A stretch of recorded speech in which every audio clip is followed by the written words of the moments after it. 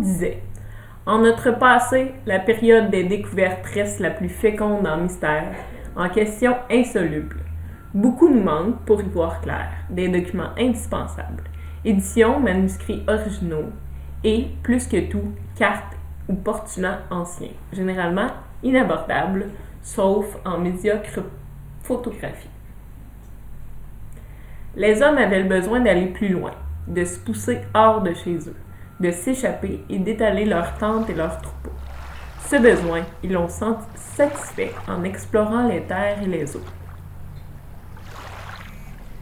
Sénèque, ce grand voyageur, auteur de plusieurs livres sur l'Inde et sur la géographie, disait « Un temps viendra dans le cours des siècles où l'océan élargira la ceinture du globe pour découvrir à l'homme une terre immense et inconnue.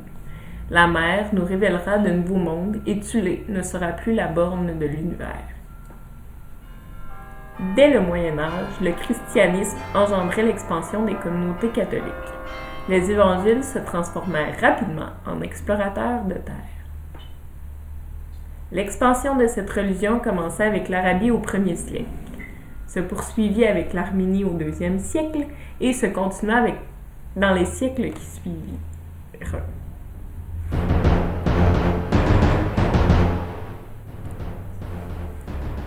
Jacques Cartier partit le 20 avril 1534 pour faire sa première expédition avec 2 navires et 61 hommes à ses côtés. Le 10 mai 1534, 20 jours plus tard, ils arrivèrent aux côtes de Terre-Neuve, où ils entamèrent l'exploration du Golfe. Ceux-ci croyaient avoir trouvé l'Asie, mais constatèrent rapidement leur erreur. C'est avec ces découvertes que Cartier fit les premières cartes géographiques des régions visitées. Il fit la rencontre des Micmacs et c'est à ce moment qu'eut lieu les premiers échanges commerciaux entre les Français et les Amérindiens. Cartier planta une croix de plus de 30 mètres de haut, disant que c'était un point de repère. Cependant, il prit ainsi possession du territoire. Déjà, la tension entre les Amérindiens et les Français se faisait sentir. Le 10 mai 1535, un deuxième voyage s'effectua. Le 26 juillet, journée de la Saint-Laurent, la navigation sur le fleuve débuta. C'est pour cette raison que le fleuve porte aujourd'hui son nom. Le 6 septembre, ils atteignirent l'île aux Coudes. 2 jours plus tard, Cartier rencontra Donnacona, chef autochtone de Stadacone. Le 19 septembre, ils repartirent en amont du fleuve pour découvrir de nouvelles terres. Le 2 octobre, ils arrivèrent à Hochelaga, village iroquois. Les rapides de la Chine les empêchèrent de continuer leur exploration. Le 6 mai 1536, ils quittèrent le Canada et amenèrent avec eux des Autochtones. Cette information est encore floue. Certains disent qu'ils amenèrent Donnacona, le chef autochtone, et d'autres disent qu'ils amenèrent les 2 fils du chef. De plus, les historiens ne s'entendent guère sur le fait que les Autochtones les suivirent volontairement ou de force. Pendant plusieurs années, les échanges commerciaux entre les Premières Nations et Cartier ont construit la base du Canada tel que nous le connaissons.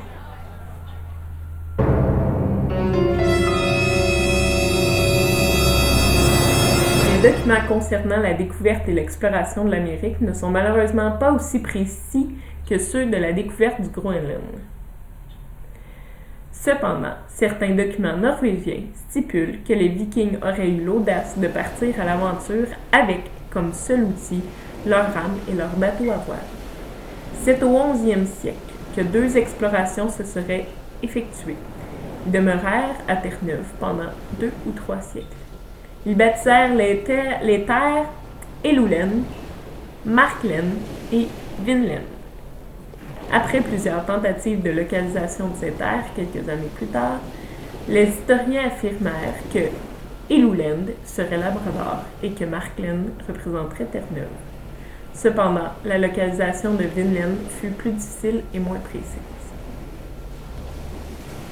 En 1492, Christophe Colomb a touché terre après 2 mois de navigation.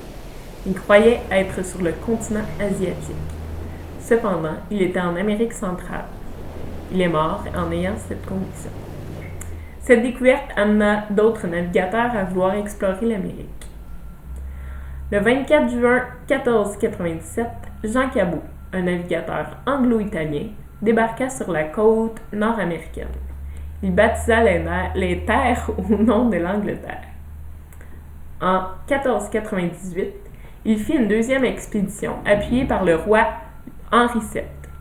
Il la fit avec 5 navires et 300 hommes. Malheureusement, ils ne trouvèrent pas ce qu'ils cherchèrent, des terres fertiles.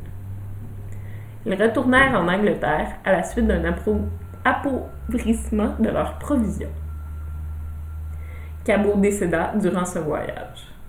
Seulement un de ses navires put retourner à Bristol, en Angleterre. En 1524, Giovanni Verrazzano, explorateur italien, longea l'Amérique du Nord et découvrit plusieurs sites qui correspondent aujourd'hui à New York, l'île de Buck et à la baie de Narragansett. Il revint en France en passant par Terre-Neuve.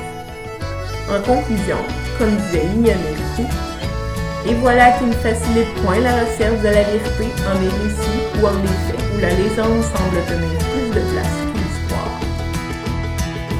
Embarque maintenant sur mon petit bateau, y a du rhum, y a du rhum, y a du rhum en gros. En 1500 quelque chose à Saint-Malo, y a du rhum, y a du rhum, y a du rhum en gros.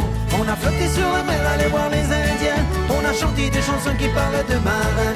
On a vu toute la nuit jusqu'au petit matin.